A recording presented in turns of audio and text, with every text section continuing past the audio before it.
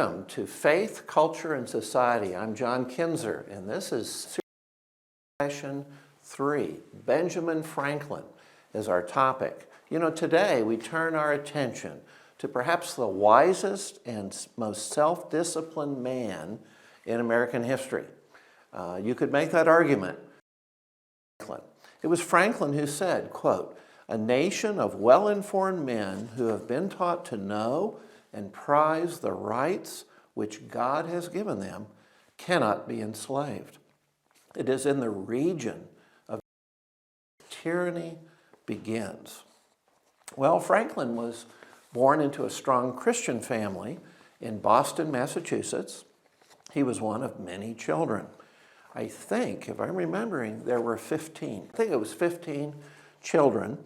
And his father's business as a tallow candler and a soap boiler did not allow him to send the money to send his kids to school.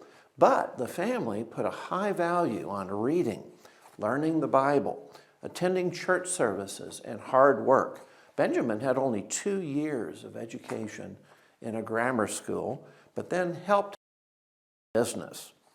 Cotton Mather, the famous Puritan theologian, impressed Franklin with the Puritan work ethic.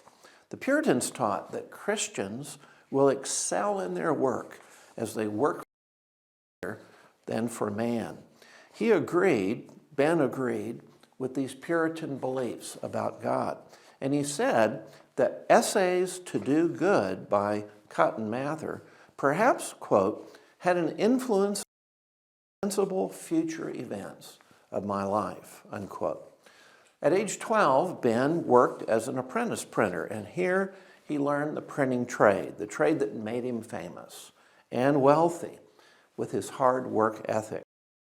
He went to Philadelphia, Pennsylvania at 17 and worked here as a printer, a publisher, an editor, and an author.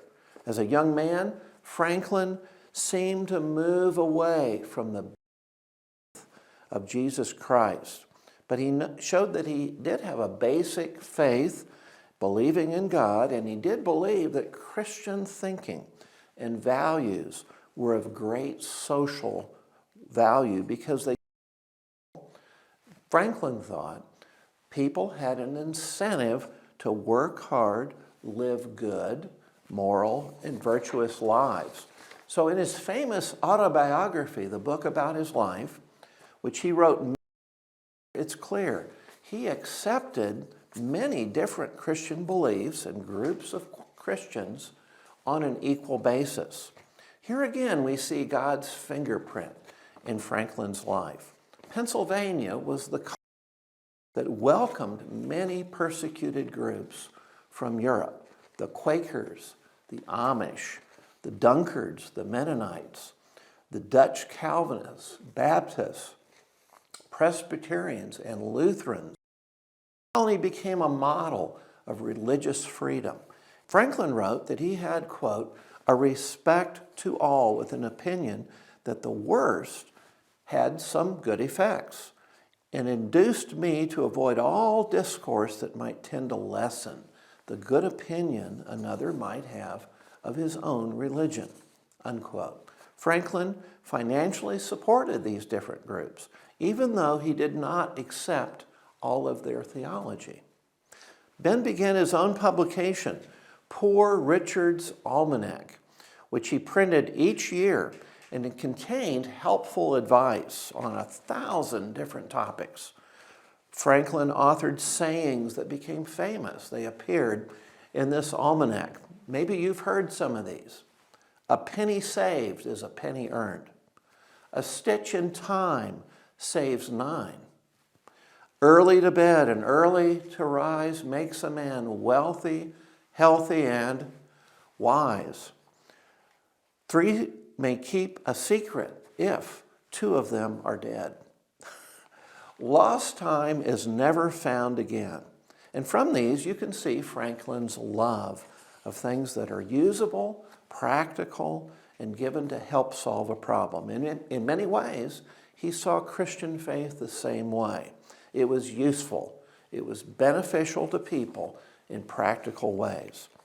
Franklin was motivated to organize people and solve pressing problems.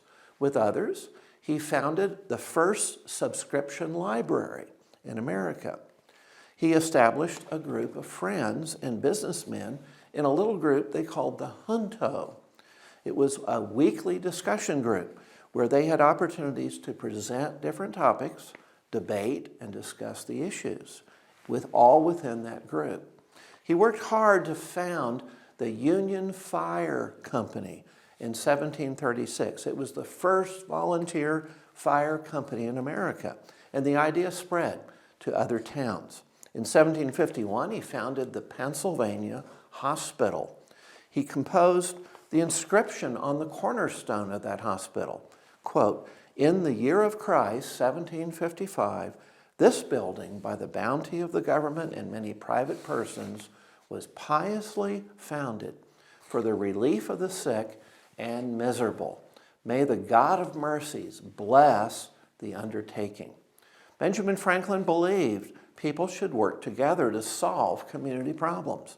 He also believed that men should improve themselves through education and self-help. In his famous book, his autobiography, Franklin revealed his own plan of self-improvement to arrive at moral perfection.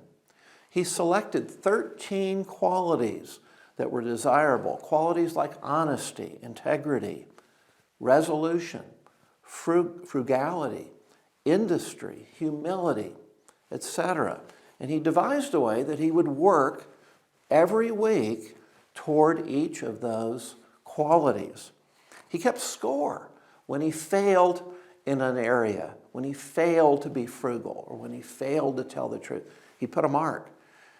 After a time, do you know which quality he found was hardest to keep? Humility. That's right, it's pride.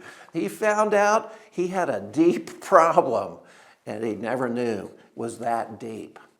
In the 1750s, Ben was a close friend of George Whitefield, the great evangelist of the Great Awakening that was then coming across America.